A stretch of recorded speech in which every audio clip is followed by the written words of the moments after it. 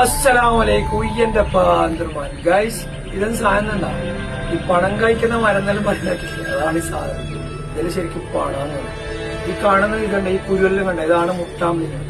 ശരിക്കും നമ്മുടെ നാട്ടിലൊന്നും ഇതിന് വലിയ ഡിമാൻഡ് ഉണ്ടോന്ന് അറിയില്ല. പക്ഷെ യുഎഇലെല്ലാം ഉണ്ടല്ലോ, ശരിക്കും ചെറിയൊരു ബോക്സിൽ തന്നെ എത്ര ആ ഒരു 10-15 തന്നെ ഉണ്ടാവും. പക്ഷെ അതിനെല്ലാം എത്ര റേറ്റ് എന്നറിയാം.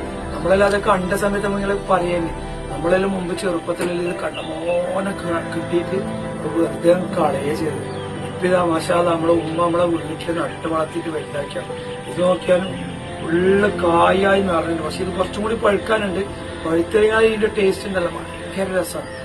ഇത് ഇങ്ങനത്തെ ഈ സാധനങ്ങളൊന്നും നമുക്കായിരിക്കും ഡിമാൻഡ് അല്ല. പക്ഷെ പുറത്തൊന്നും പോയി കഴിഞ്ഞാൽ ഇതിന്റെയൊക്കെ വാല്യൂ എന്ന് പറഞ്ഞാൽ ഡോളർ കണക്കിനെല്ലാം കൂട്ടുന്നുണ്ടെങ്കിലല്ല, ഭയങ്കര പൈസ.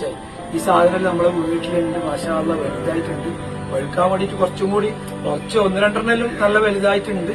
പക്ഷെ എന്നാലും ഇതെല്ലാം ഒന്ന് പഴുത്തിട്ട് വന്നാൽ ടേസ്റ്റ് സൂപ്പറാണ്. ഓക്കെ, അപ്പൊ ആർക്കെങ്കിലും ഇങ്ങനത്തെ സംഭവങ്ങളെല്ലാം അറിയാന്നുണ്ടെങ്കിൽ ഒന്ന് കഴിച്ച് ടേസ്റ്റിൽ നോക്കിയിട്ട് അറിയിക്ക്. ഇനി എന്റെ നാട്ടിലെ മുട്ടാമ്പിളിക്കാൻ തന്നെ പറയല്.